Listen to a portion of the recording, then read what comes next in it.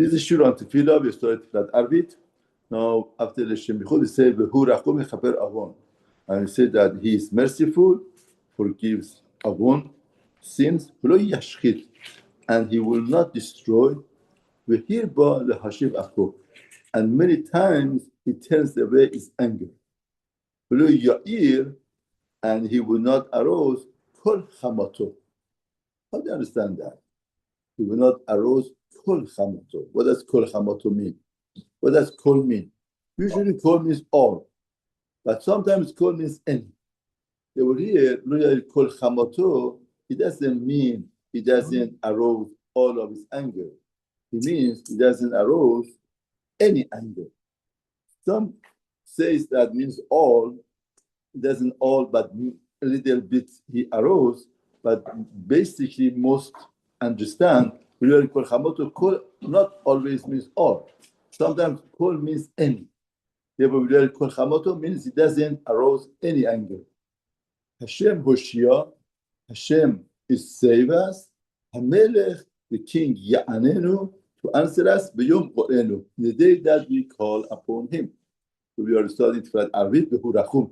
Now, why do we start Tefilat Arvit with this pasuk, vehu rachum mechaper avon, that Hashem is merciful, is chaper avon?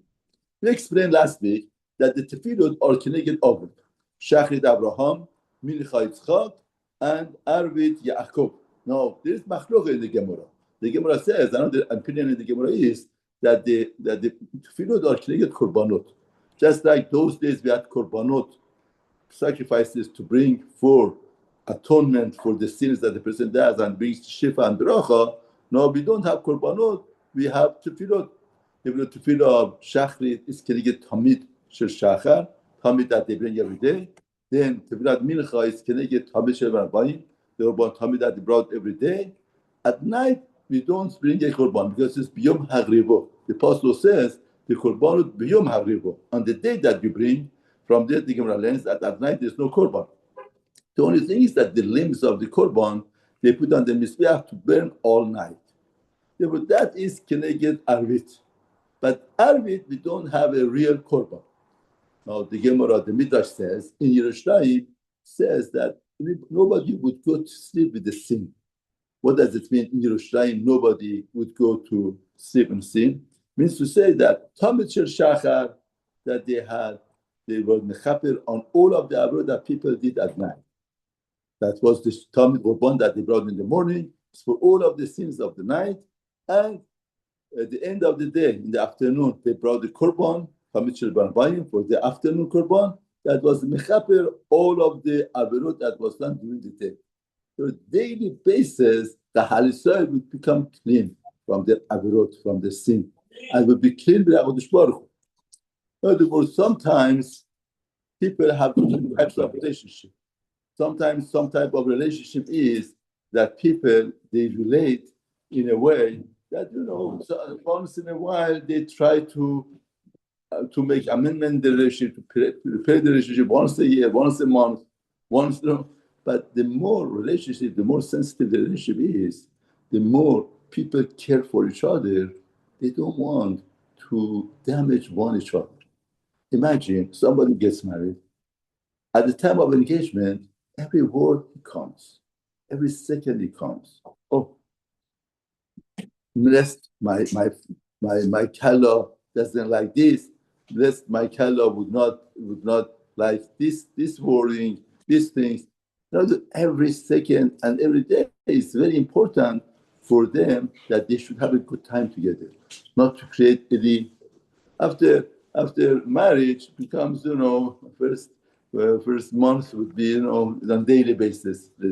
Then after a while becomes less and less and less, and that's the way that the relationship goes. Now, Torah is telling us the way that we relate to HaKadosh Baruch Hu is a very delicate relationship. Hashem created us. We don't want to damage him. We want to keep up the relationship in lovely relationship. And at the end of the day, the chesed, the kindness that Hashem does to us, we don't want that somebody who does give us so much kindness, so much merciness to us, we have to have any relationship that to irritate the HaKadosh Baruch Hu. Now that's why there is a minhag when we say Shema Israel, Hashem Elokeinu, Hashem Echad, we say Baruch Shem Kivod Malchuto L'olam Vaed. We say Baruch Shem Kivod Malchuto. When we say Malchuto, Ben Ish Chai says you have to put our head down. Now, Mefarshim say, why do you have to put our head down? Say, I'll pick Kabbalah. But some Mefarshim say we have to put our head down because we are embarrassed from the Malchut of Hashem. Hashem does all of this kindness to us, and the person feels that, in front of the kingship of HaKadosh Baruch Hu, and is just getting benefit. Somebody does something, chesed to a person, and says, thank you. More thank you. Somebody gives life to a person, sustains him every day, every second. Imagine something. I went to visit a sick person in hospital. He's confined to the bed. He cannot move. He cannot do anything. What was wrong? Something went wrong with his health. In other words, a small point goes wrong with one's health. The person inside himself is confined to bed and he cannot move. He cannot do anything. Therefore, you have to be makir hatava, makir tov HaKadosh Baruch Hu. Therefore, Anshe Yerushalayim, people in Yerushalayim, they understood that.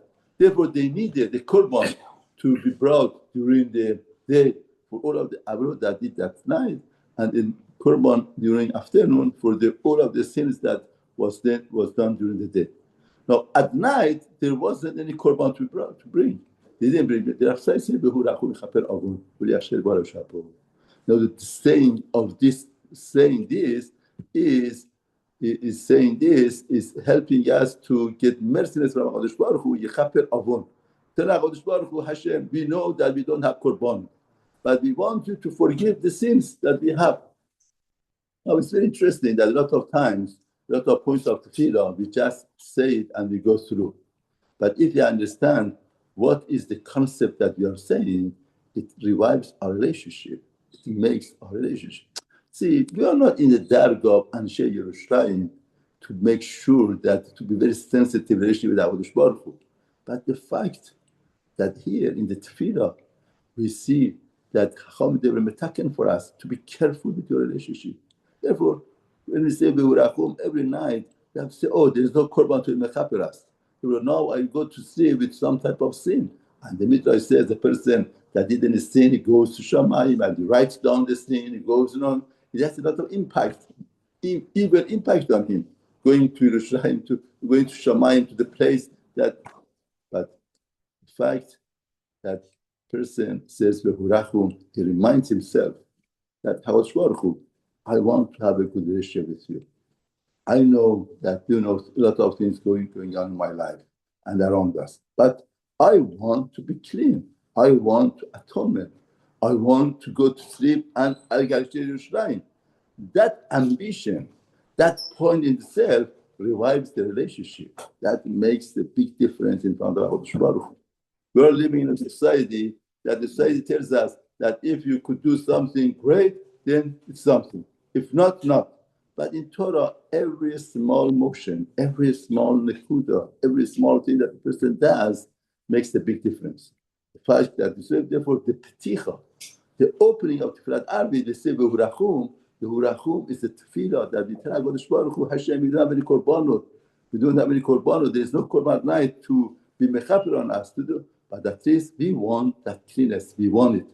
And the fact that we show our desire to HaKadosh Baruch Hu, that we want that, then all of the perspective of tefillah is different. All of the relationship is different. And it revives the relationship. It is a small point that the person does in front of HaKadosh Baruch Hu and tells him that I want to do it, the way that the person wants, and he wants to go, Hashem leads him, Hashem takes him. Therefore, that's why Chacham they're metaken to say vehu rachum at night before Tefilat Arvit, because there's no korbanot, that we should get atonement through saying this pesukim, and to bring out that ambition that we have to understand the day is over. Now, how did he use the day? Did he say, how many sins did we do? How many mitzvot did we do?